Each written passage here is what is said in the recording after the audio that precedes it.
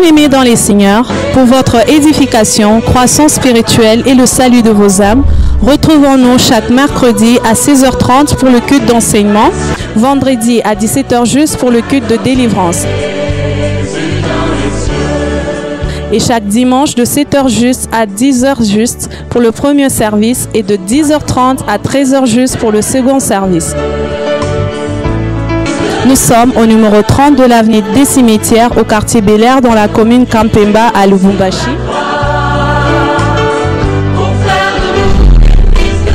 Cordial bienvenue à l'église Bread of Life Congo, paroisse mère, et que Dieu vous bénisse.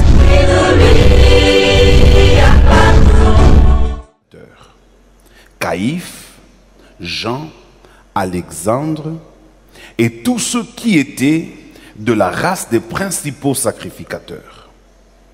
Ils furent placés au milieu d'eux, Pierre et Jean, et leur demandèrent par quel pouvoir ou au nom de qui avez-vous fait cela?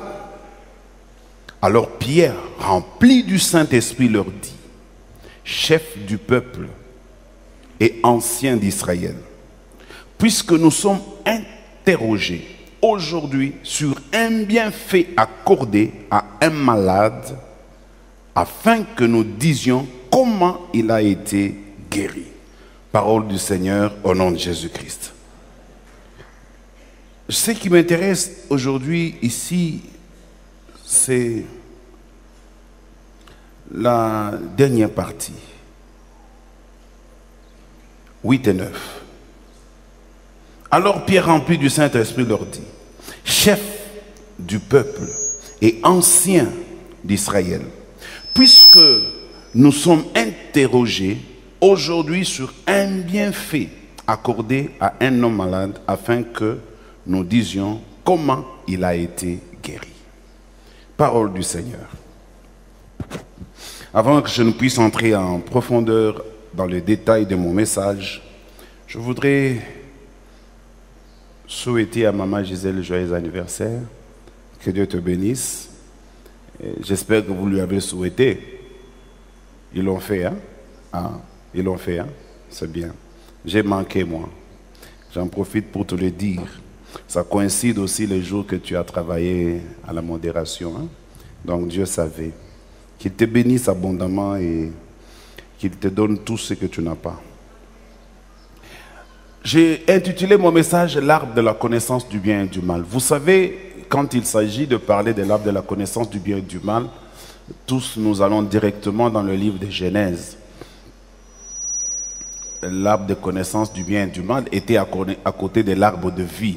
Vous savez l'histoire d'Adam et Ève, comment Dieu créa le monde et comment à la fin, il a demandé à l'homme de manger de tous les arbres qui se trouvaient dans le jardin.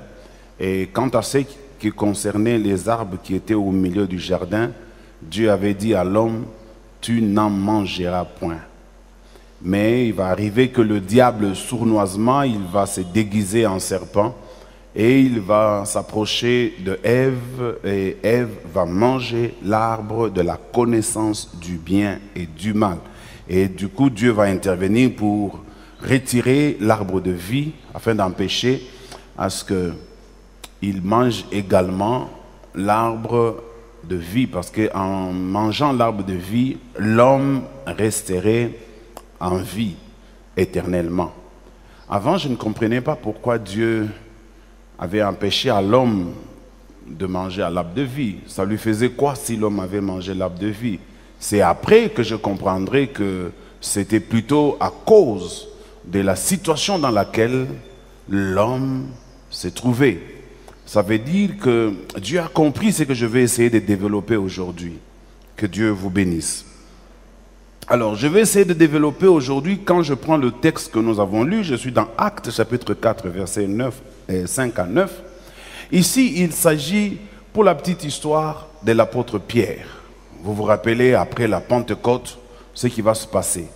L'apôtre Pierre était, avec Jean, sorti pour aller au temple.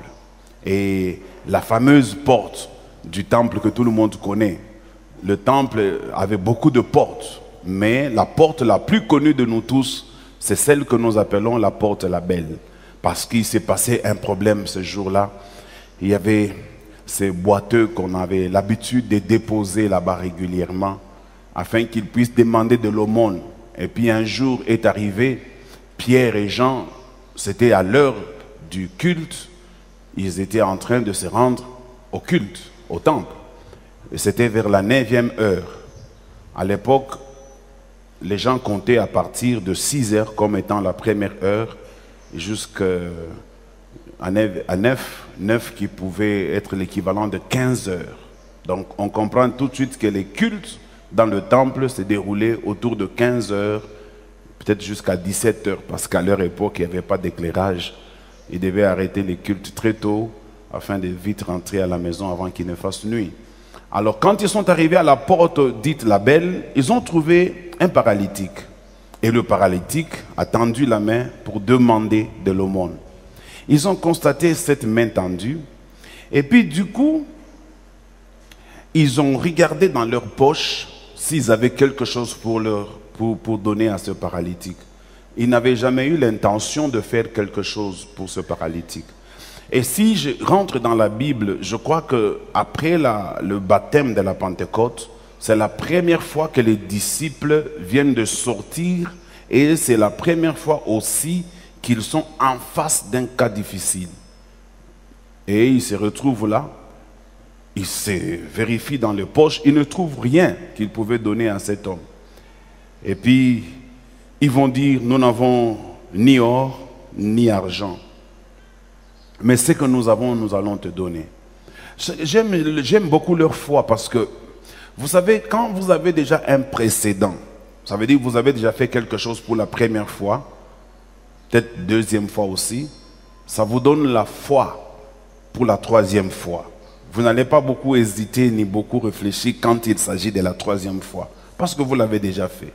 Mais pour ces deux jeunes hommes, c'est la première fois qu'ils vont vivre ça. Ils ont vu Jésus faire ça. Vous vous rappelez même qu'à un moment donné, on leur avait apporté le lunatique, celui dont le père était allé voir Jésus pour la guérison de son fils. Et ils n'ont pas réussi à le guérir. Jusqu'à ce que le Seigneur va un tout petit peu s'énerver en disant « Jusqu'à quand serai-je avec vous? Jusqu'à quand vous supporterai-je » Parce qu'à ce moment-là, ils n'étaient pas en mesure de guérir ce lunatique. Mais d'où leur vient cette foi qui leur permet d'aller affronter un boiteux de naissance. Ça veut dire, c'est ce qui m'étonne quand j'essaie de comprendre cette histoire. Et ils vont dire, au nom de Jésus-Christ de Nazareth, lève-toi et marche. Et Pierre va lui tendre la main en lui demandant de le fixer dans les yeux. Il le tient à la main et puis le relève brusquement. Ça veut dire que si Pierre n'avait pas fait ces gestes-là, cet homme n'allait jamais se tenir debout. Donc Pierre l'a relevé de force. C'est la raison pour laquelle il l'a tenu à la main. Je crois qu'il y a certaines personnes cette année, Dieu va les relever de force. Dieu va te faire entrer dans ta bénédiction de force. Tu ne vas pas peut-être comprendre comment, mais on va même t'y pousser. Gloire au Seigneur. Oh, je suis en train de voir quelqu'un que Dieu va pousser dans sa bénédiction. Gloire au Seigneur. Vous savez, quand nous, on était des petits garçons, on allait nager. La première fois pour tomber dans l'eau, ça faisait peur parce que l'eau est froide. Alors, on hésitait d'abord, on était là. Et puis, un ami à toi peut venir par derrière, il te pousse comme ça. Quand on est poussé, on n'a pas le choix. On tombe dans l'eau. Et une fois dans l'eau, on n'a plus peur. On se retrouve facilement et on continue la vie. Il y a des gens même aujourd'hui pour se laver. Ce sont des grands-papas. Ils commencent d'abord avec les pieds comme ça. Est-ce qu'il y a quelqu'un qui se reconnaît ici? Dieu va te pousser dans ta gloire. Dieu va te faire introduire dans ta bénédiction cette année de repos. À moins que Dieu ne soit Dieu sur son trône. Alors cette nouvelle va se répandre d'abord premièrement dans le temple lorsqu'ils vont entrer. Tout le monde était en train de contempler parce que c'était quelqu'un qu'ils connaissaient très bien. C'était la porte principale de l'entrée. Tout le monde connaissait cette personne-là. Tout le monde par moments lui donnait de l'offrande. Mais ce jour-là, un miracle venait de s'accomplir au milieu d'eux. Ils sont tous étonnés. Comment expliquer que cet homme qui est né paralytique, qui n'a jamais marché, qu'est-ce qui s'est passé dans sa vie afin que nous le voyons aujourd'hui dans le temple, parce qu'à l'époque, un paralytique ne pouvait pas entrer dans le temple, mais cette fois-là, ils ont commencé à chercher s'il y avait une infraction. Comment ce paralytique est entré dans le temple? Mais quand il le fixe bien de regard, il constate que le monsieur n'est plus paralytique.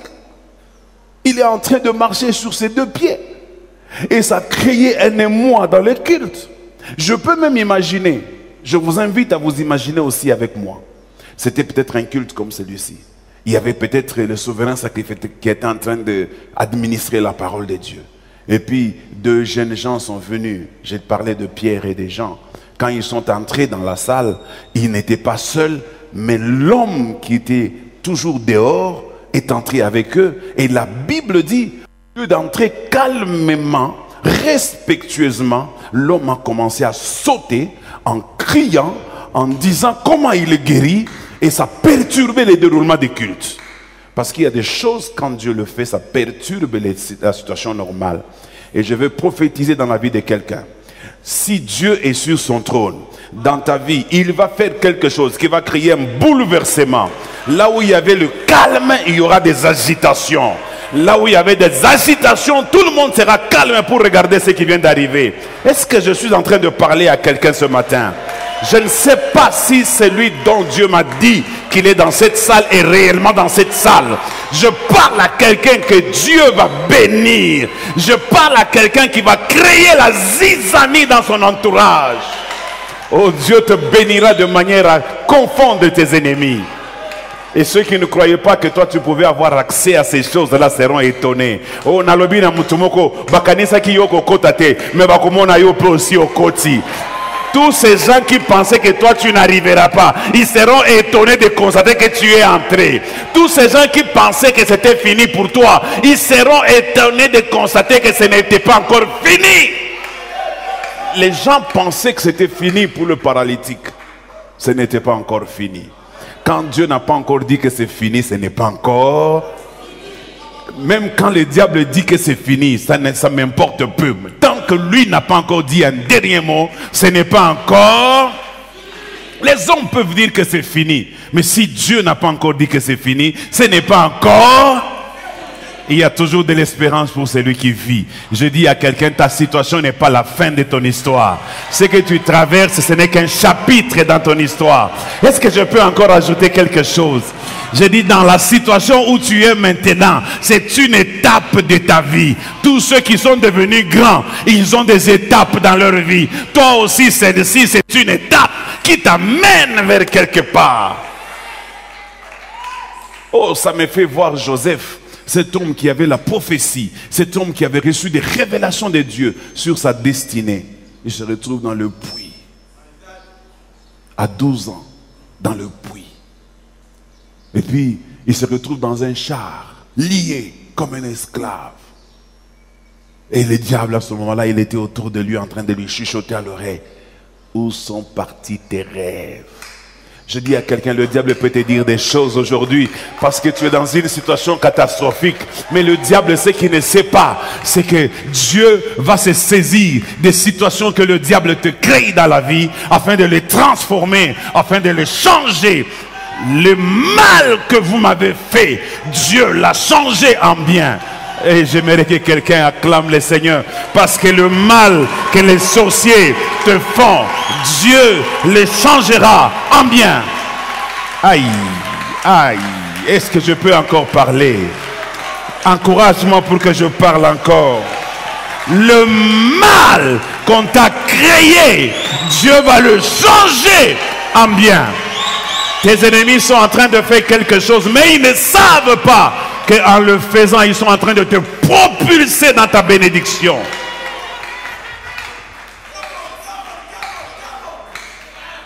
Non, je vous aime, vous êtes merveilleux. Gloire au Seigneur. Ça m'étonne. Quelqu'un qui a fait un tel geste, une telle bénédiction, un tel bien, qu'il soit objet de jugement. Le paralytique, vous l'avez toujours. Vous lui donniez toujours de l'argent. Parfois même, il était gênant. Un jour, il s'était très rapproché de la porte. Vous avez envoyé les protocoles pour dire, non, non, non, non, ne dérange pas l'entrée. Mets-toi un peu à l'écart. Il était gênant. Il n'amenait jamais la dîme. Vous étiez là, sans rien faire pour lui. Mais Dieu relève cet homme, qui deviendra responsable désormais, qui prendra soin de sa famille, qui prendra soin de ses enfants. Cet homme qui reviendra aussi, qui n'avait jamais vu le temple, parce qu'on dit qu'il était boiteux de naissance. Et chez les Juifs, c'était très rigoureux. Dans ces conditions-là, tu n'entres pas. C'était la première fois qu'il découvrait le temple. Mais ça vous énerve, vous. Vous savez, parfois quand Dieu bénit certaines personnes, il y a aussi certaines personnes qui sont énervées. Il y a des gens qui n'aiment pas que tu sois béni. Il y a des gens qui n'aiment pas que toi aussi tu conduises un beau véhicule avec ta famille à l'intérieur. Vous êtes en train de danser, de chanter. Hosanna, Alléluia, gloire à l'agneau. Parce que Dieu vous a visité. Il y a des gens qui ne veulent pas vous voir. Vous aussi habitez chez vous. Ils veulent que vous soyez toujours des locataires. Ils veulent que vous soyez toujours en train de dépendre d'eux. Ils veulent toujours que vous soyez des personnes risibles qui vivent de la mendicité. Quel est le mal dans cet homme? Qu'est-ce qu'on lui a fait de mal? On prend Pierre et Jean, on les arrête. Bandoukou, ata mwen. Ata banafunganaka. Ni mambo ya vile banafungianaka. Mambo kufungiana na bwingi. Mwen mambo kufungiana paka ile Pierre na Jean banafun. Ine nyuma kunini. Voilà le monde dans lequel il se trouve. Alors je comprends pourquoi maintenant Dieu n'avait pas voulu que l'homme, après qu'il ait mangé à l'arbre de la connaissance du bien et du mal, que l'homme vive éternellement.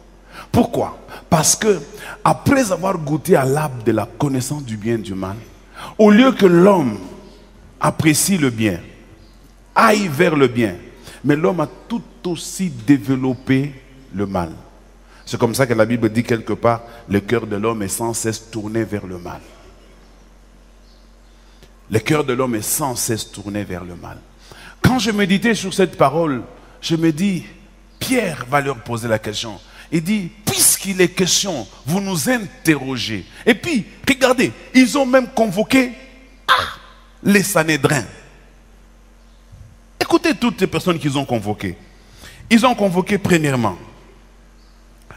ils assemblèrent à Jérusalem les anciens, les chefs du peuple, les scribes, le souverain sacrificateur, Caïphe, Jean, Alexandre et tous ceux qui étaient de la race des principaux sacrificateurs. Ça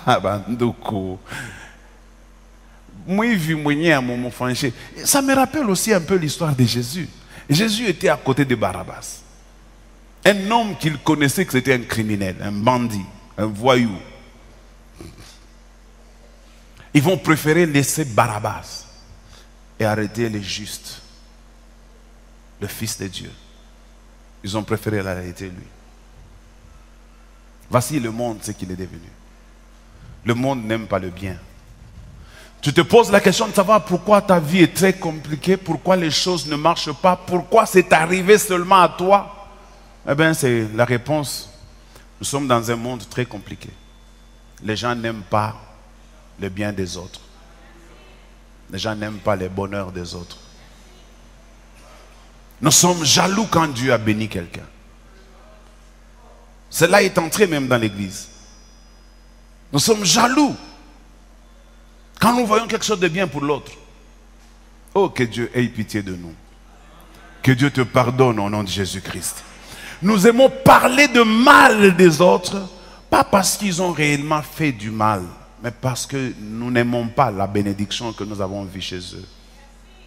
Les gens vont chercher à te créer des ennuis, pas parce que tu es tellement fautif, non, mais parce que tu brilles, parce que tu as du succès, parce que tu réussis.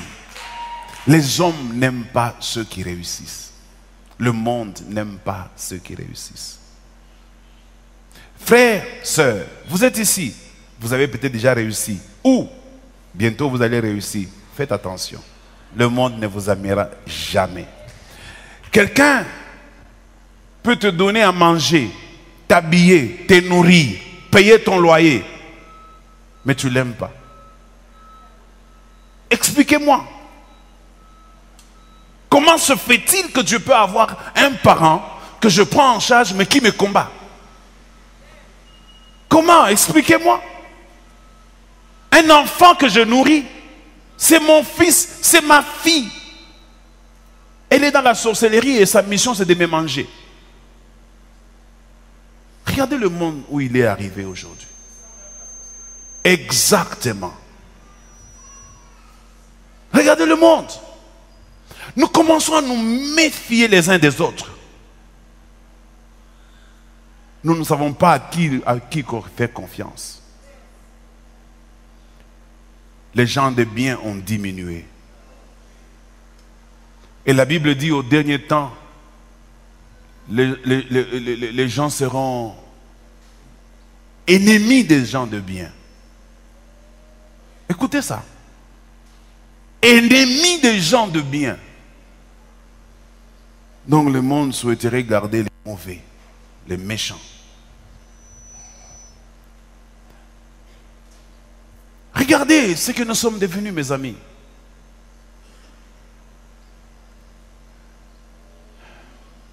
Nous n'aimons plus le bien. Nous aimons le mal. Que Dieu te délivre ce matin au nom de Jésus-Christ. Je sais que je parle de toi. Et si je parle de toi, c'est qu'après ça, il y a un autre chapitre. J'ai intitulé mon premier sous-point. L'inversion de l'échelle de valeur. L'inversion de l'échelle de valeur. Dans l'inversion de l'échelle de valeur, qu'est-ce que je constate? Je constate que je vais attaquer deux ennemis et puis je vais m'arrêter là. Quels sont les deux ennemis que je vais attaquer? Le premier ennemi que je vais attaquer, c'est la mondialisation. Combien connaissent la mondialisation? Vous ne connaissez pas ça. J'avais appris ça à l'université. La mondialisation, c'est... J'avais beaucoup aimé ça quand j'avais appris ça. C'est une initiative qui est venue de l'Europe, où ils se sont dit que, au lieu que nous soyons divisés, au lieu que nous ayons des continents, des pays, vivons ensemble, faisons du monde un village planétaire. Et ils ont initié la rupture des barrières, afin que nous soyons un même peuple. Ils ont connecté le monde avec lui-même. C'est comme ça ce qui s'est fait aujourd'hui en Allemagne, à la minute. Au Congo, on est au courant. N'est-ce pas? Ce qui s'est fait au Congo, à la minute, en France, on est au courant. Il n'y a plus de barrière. À notre époque, pour envoyer quelque chose à Kinshasa, on allait à la poste. On laissait ça à la poste. Ça pouvait faire 1 mois, parfois 6 mois. Juste pour écrire à quelqu'un que non, ici, ta maman est malade. Le jour qu'il peut même recevoir la lettre, sa maman est déjà morte. Mais aujourd'hui, ce n'est pas le cas. On a des téléphones cellulaires. C'est déjà bien. Mais j'ai constaté que la mondialisation nous a aussi détruits. Parce que nous commençons à prendre n'importe quoi. Nous prenons tout ce que nous voyons chez les Indiens, tout ce que nous voyons chez les Chinois, tout ce que nous voyons chez les Occidentaux, tout ce que nous voyons chez les Américains, et nous le prenons comme tel. Nous mangeons tout. C'est comme ça que le monde entier est détruit. Réseaux sociaux, deuxième problème. Les réseaux sociaux. C'est bon quand ça permet de promouvoir la parole de Dieu, la connexion entre nous. Mais c'est mauvais aussi quand ça veut nous détruire. Aujourd'hui, notre foi est en ballottage. à cause des réseaux sociaux. Le mal est de plus en plus important dans le monde. Regardez, je vous donne une illustration rapidement. Je poste sur ma page Facebook une prédication. Sur la même page, je poste un scandale. Lequel des deux aura beaucoup de vues? Voilà là où nous sommes. Notre cœur est penché vers le mal. Nous ne voulons plus le bien. Alors si je vous en parle aujourd'hui, c'est pour que nous puissions changer dans cette église. Que Dieu nous change totalement et intégralement au nom de Jésus-Christ. C'est le temps que l'église se réveille maintenant. Et Martin Luther a dit une chose. Si l'église n'arrive pas à jouer le rôle dans sa société en son temps, l'église a raté sa mission. L'église n'est pas spectateur dans tout ça. Combattons le tribalisme, combattons ce qui est mal, combattons ce qui n'est pas bien. Frère, oui, je suis en visa, wende kobulaya. Ni kwenu? Ngara vile ukiwele wele. Ni kwenu? Mungu fungula njia ya Bulaya, fungula njia ya Bulaya. Ni kwenu? Shombe, Mungu fungula njia ya Kasenga, ya Mpweto, ya Mokambo.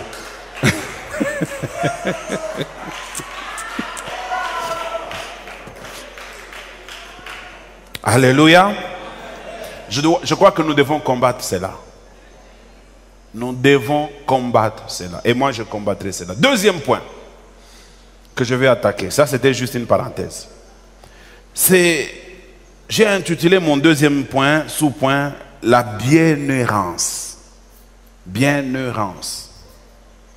Et ça, c'est même la fin que je commence à annoncer. Dans 15 minutes, je vais terminer. La bienheurance. La bienheurance, il y a le mot bien et puis heurance. Heurance vient de l'adjectif heureux. La bienheurance, bienheureux. Ça veut dire,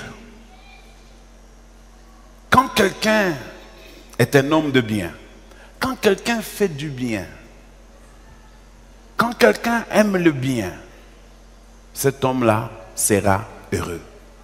La Bible dit, celui qui fait le bien appartient à Dieu. C'est nous, l'Église, qui devons apprendre à faire le bien, afin de montrer aux païens que nous sommes différents d'eux. Ne faisons pas les choses en imitant les païens. Ne faisons pas les choses en copiant ce que nous voyons dans le monde. Faisons-nous la distinction entre le monde et les croyants. Nous sommes de chrétiens. Jésus n'est pas de notre tribu. Jésus ne nous appartient pas charnellement. Nous sommes de chrétiens. Apprenons à faire du bien à ton prochain. On a cessé de faire du bien au prochain. Apprenons à faire du bien. Il y a maintenant même une méfiance entre les frères de l'église, entre l'église et les pasteurs. Il y a une sorte de méfiance entre nous. Brisons cette méfiance. Soyons des hommes de bien. Frère, sois quelqu'un de bien. Ma soeur, sois quelqu'un de bien. Ne sois pas seulement gentil quand tu viens à l'église. Sois gentil même chez toi à la maison. Le monde va te juger parce que tu es un homme de bien. Le monde va te combattre parce que tu es un homme de bien. Mais n'aie pas peur. Tu as la garantie de la part de Dieu. Celui qui fait le bien, il lui appartient. Celui qui fait le bien, Dieu le protégera. Celui qui fait le bien, Dieu le bénira et il vivra dans la félicité, dans le bonheur. J'ai suivi Muhammad Ali. Qui connaît Mohamed Ali? Aïe, très peu de gens. Mohamed Ali, c'est le meilleur boxeur de toute l'humanité. C'est l'équivalent de Pelé dans le football. Mohamed Ali, d'abord il était élégant, c'était un noir américain. Il était très élégant. Il était dans une conférence. On m'a envoyé cette vidéo. Dans cette conférence, il y avait beaucoup de blancs et quelques noirs. C'était vers les années 70. C'est là qu'il a régné. Il était même venu au Congo pour faire un combat contre George Foreman en 1970, je crois. Hein? Combien? 74, hein? Quelque chose comme ça. Il était venu au Congo. Et Mobutu, notre cher président à l'époque, il avait acheté ces combats. Le monde entier est venu à Kinshasa. C'est comme ça que le combat a eu lieu à Kinshasa. Alors, il m'a marqué, moi, à l'époque, je devais être dans les 10 ans. Il m'a beaucoup marqué, cet homme-là. Et puis, je reviens d'abord dans son interview, on lui pose la question par un petit enfant de à peu près 8-9 ans. L'enfant lui pose cette question. C'est un homme riche, il est en Amérique, il est célèbre. Il faut seulement voir le nombre de gens qui écoutaient quand il était en train de faire cette conférence de presse. On lui pose cette question.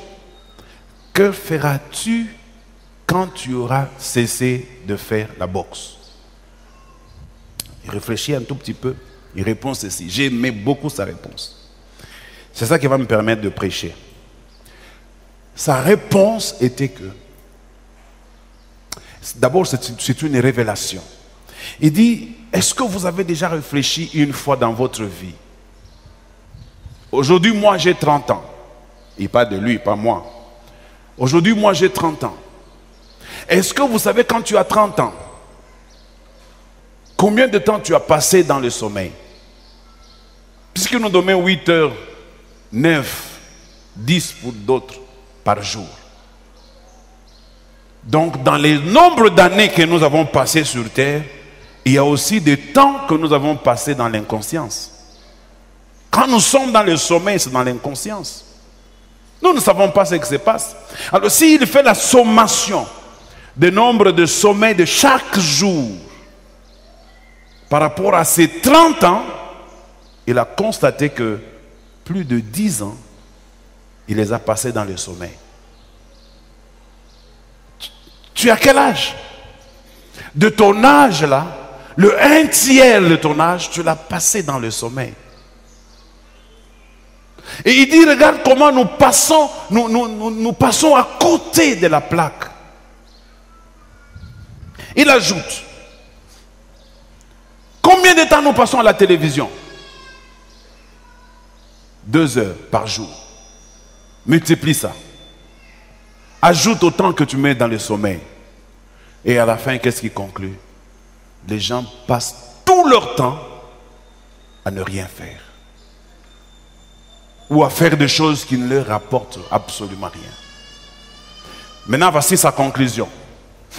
Il dit, quand j'aurai fini ma boxe, je ne dormirai pas. Je mettrai toute ma vie dans l'œuvre du Seigneur. Noir sur blanc. Je ne veux pas mourir et aller en enfer. Et que le Seigneur me pose la question, qu'est-ce que tu as fait des années que je t'ai donné sur terre? Et que je lui dise que je dormais, j'ai regardé la télé, j'ai visité mes amis. Qu'est-ce que tu fais des nombres d'années que Dieu t'a donné? Tu évangélises? Tu fais du bien? Tu détruis? Et il dit ceci. Vous pensez que Dieu n'existe pas. Il donne un exemple. Je prends mon ordinateur. Qui croit que cet ordinateur s'est créé lui-même? Ou que mon costume ici, bon, par un accident de la nature, de l'univers, mon costume s'est créé. Si je vous dis ça, est-ce que vous allez me croire? Qui croit qu'une montre peut exister d'elle-même? Ou que le micro ici, un jour il y avait un cataclysme, et puis le micro est né. Il dit, même les bâtiments, tout ce que nous voyons, il y a quelqu'un qui a créé ça. C'est l'homme. Mais comment expliquer que l'univers, la lune, les étoiles, les hommes soient venus du néant? Il dit, vous risquez de brûler en enfer. Il y a un Dieu au ciel. Et moi, je crains ces dieux-là. À cause de lui, j'arrête de faire le mal. À cause de lui, j'abandonne tout le chemin que j'étais en train d'emprunter. À cause de lui, je veux être une bénédiction pour mon prochain. Je veux dire à quelqu'un, sois une bénédiction pour quelqu'un. Nous nous accrochons à la vie pour rien. Nous nous battons pour des choses inutiles. Et les choses précieuses, nous les abandonnons pour qui? Je reviens maintenant à mon texte. Qu'est-ce que Pierre et Jean ont fait? Est-ce que vous savez qu'on les avait chicotés? On chicote quelqu'un parce qu'il a guéri un paralytique. Je ne comprends pas. Je veux comprendre quelque chose. Ça veut dire dans ce monde, il y a des gens qui nous combattent parce que nous avons fait du bien à quelqu'un. Il y a des jugements qui se font dans le monde de ténèbres parce que j'ai fait quelque chose de bien. Frère, la bonne nouvelle est celle-ci. La Bible dit, ne vous lassez pas de faire le bien. Ne nous lassons pas de faire le bien. Car notre Dieu va nous consoler, il va nous récompenser. Et je dis à quelqu'un, si tu arrêtes de faire le bien, tu manqueras une grande bénédiction. Je t'invite à changer d'attitude après le culte de ce matin. Change complètement ton attitude. Pierre s'élève au milieu de tous ces gens. Il leur dit, chef du peuple, ancien d'Israël, puisqu'il est question de nous interroger sur un bienfait qui a été fait à un homme malade, alors je vais vous parler. Frère, quand tu fais quelque chose de bien, que le monde s'élève, que le monde te combatte, ne recule pas, continue d'avancer, Dieu sera de ton côté. Même si tu souffres parce que tu es un homme de bien, n'arrête pas. Même si les gens sont ingrats, les gens sont toujours ingrats. Même quand tu fais quelque chose de bien, ils ne reconnaîtront pas. Même quand tu fais quelque chose, les gens aiment retenir toujours le mal. N'arrête pas de faire le bien. Fais le bien, va de l'avant. Changeons le monde. Change ta famille. Trouve du temps avec ton épouse, tes enfants. Tout. Moi, je dis toujours à mon épouse, je suis celui qui reste le plus de temps à la maison. Pourquoi? Si je ne suis pas au bureau à l'église, je suis chez moi à la maison. Je vais aller faire où? Faire quoi? Je suis chez moi. Même si je n'ai rien à faire, je regarde la télé. Je lis la Bible. Je prends un livre. Je lis un livre. J'appelle les gens. Je prie pour les gens. Si je sors en dehors de l'église, je vais visiter un malade pour prier pour lui. Ou je vais pour quelqu'un qui m'a appelé qui est en détresse. Alors je vais vous inviter à trouver du temps aussi d'être un homme pour lequel, quand tu ne seras pas là, que ta famille dise, nous avons perdu quelqu'un.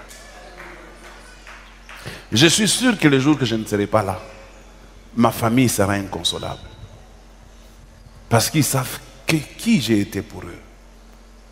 Et je suis convaincu. S'ils ne me pleurent pas bien, je vais revenir.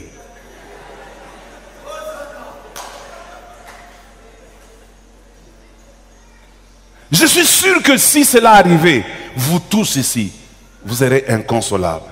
Vous pleurerez comme jamais. Parce que je sais ce que je fais pour vous. Je prie pour vous. Je prêche pour vous. je vous présente devant Dieu. Quand j'ai la possibilité de vous faire du bien, je peux le faire. Je n'hésite pas quand il s'agit de faire du bien. Et puis, écoutez, quand on fait du bien à quelqu'un, on est satisfait. Cette satisfaction ne t'en prive pas. Elle te donnera une bonne santé. Elle va te rajeunir. Elle va te changer totalement. Elle va t'apporter beaucoup de bonheur. Il y a de bonheur à donner qu'à recevoir. Il y a de bonheur quand on fait du bien à quelqu'un que quand on a fait du bien sur toi. J'ai rarement des gens qui ont fait du bien sur moi. Rarement. Rarement. Mais je ne m'en plains pas. Parce que je sais que moi, Dieu m'a établi pour faire du bien. C'est mon devoir de faire du bien. C'est ma nourriture de faire du bien. J'aime bien faire du bien. J'aime voir l'autre dans la joie. J'aime voir l'autre dans la paix. J'aime voir l'autre jouir de sa vie. Je ne suis pas le Christ, mais je lui ressemble. Tu me donnes un bon amen.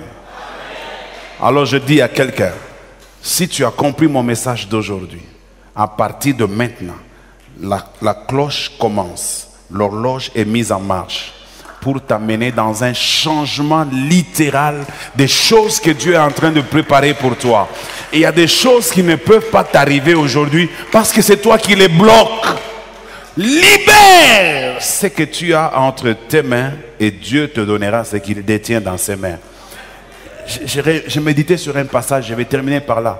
Ce passage dit, dans la main droite de Dieu se trouve la longue vie. Et dans la main gauche se trouvent les richesses et la gloire. Dans les deux mains, ici il y a la longue vie et là il y a les richesses et la gloire. Comment je peux prendre la longue vie dans les mains de Dieu et comment je peux prendre la richesse et la gloire? C'est facile. Quand quelqu'un a quelque chose à la main, il ne peut pas recevoir quelque chose d'autre sans libérer ce qu'il a dans ses mains. Si tu veux que Dieu te donne la richesse, la gloire, apprends à donner à Dieu. Comme ça, il sera obligé d'ouvrir sa main. En ouvrant sa main pour prendre ce que toi tu donnes, il libère la longue vie, il libère les richesses, il libère la gloire. Et regarde les choses que tu t'es prives. Tu t'es privé de toutes ces choses. Soyons une église révolutionnaire. Soyez bénis mes frères. Soyez bénis mes sœurs. Maintenant écoute. Oublie tout ce que tu as fait dans le passé. Moi aussi. Parce que dans le passé, on a fait beaucoup d'erreurs. Oublions. Tournons la page. À partir de maintenant, c'est une chance que Dieu te donne pour corriger les choses, pour repartir à zéro. La bonne nouvelle, c'est que tu peux avoir perdu 40 ans dans le mal et tu prends la décision aujourd'hui, dans les années qui viennent, tu ne mettras pas 5 ans sans voir un changement total dans ta vie. Regarde-moi quand j'étais païen. J'étais païen jusqu'à l'âge de 30 ans. 30, 33 ans. J'étais païen. Mais quand je donnais ma vie au Seigneur, à cette époque-là, toute ma vie a changé le même jour. Je n'ai pas attendu que Dieu me donne des voitures, que Dieu me donne de ceci. Dès le moment où j'ai reçu le Seigneur Jésus dans ma vie, vous ne savez pas la joie que ça m'a procuré. La joie d'appartenir au Seigneur. La joie de lui servir. La joie d'être son fils, son enfant bien-aimé. Frère, quand tu as rencontré le Seigneur, quand tu fais quelque chose de bien, même si tu n'as pas encore vu les conséquences en retour, que ton cœur soit soulagé, que ton cœur soit consolé et que toutes les maladies qui étaient dans ton cœur, dans ta vie, commencent à quitter ton corps, commencent à quitter ta vie au nom de Jésus-Christ. Parce que quand tu fais du bien, Dieu prend soin de toi. Il dit, celui qui arrose sera lui-même aussi arrosé. Apprenons à arroser dans la vie des autres la même dosage d'arrosage. Dieu nous arrosera aussi avec le même dosage. Si tu arroses avec de l'eau chaude, Dieu va t'arroser avec de l'eau chaude. Si tu arroses avec du jus, Dieu va t'arroser avec du jus. Si tu arroses avec du miel, Dieu va t'arroser avec du miel. Si tu arroses avec de l'argent, Dieu va t'arroser avec de l'argent. Si tu arroses avec la prière, Dieu priera aussi pour toi. Je dis à quelqu'un, tu ne perdras pas ta vie, car Dieu prend plaisir quand tu fais du bien. Surtout quand tu le fais en son nom. Tu ne perdras pas le temps, tu ne regretteras pas. Un bienfait n'est jamais perdu. Un bienfait n'est jamais perdu. Même si toi tu l'as oublié, il n'est pas perdu. Un jour viendra. Dieu se souviendra même de tes enfants. Vous n'avez jamais constaté qu'il y a certaines personnes, Dieu bénit l'homme et bénit les enfants de ses enfants. Mais regarde-toi dans ta lignée. Qu'est-ce qui bloque? Le mauvais cœur. Tenons-nous debout. Je veux que tu pries en disant, Seigneur, je prends la décision de changer. À partir d'aujourd'hui, je change littéralement. Je veux changer. Je veux commencer à faire du bien. Je veux t'appartenir. Je veux que ma vie t'appartienne. Au nom puissant de Jésus-Christ, commence à prier. Bien-aimés dans les Seigneurs, pour votre édification, croissance spirituelle et le salut de vos âmes, retrouvons-nous chaque mercredi à 16h30 pour le culte d'enseignement, vendredi à 17h juste pour le culte de délivrance. Et chaque dimanche de 7h juste à 10h juste pour le premier service et de 10h30 à 13h juste pour le second service.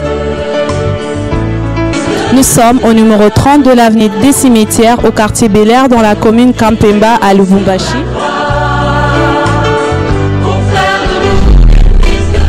Cordial bienvenue à l'église Bread of Life Congo, paroisse mère, et que Dieu vous bénisse.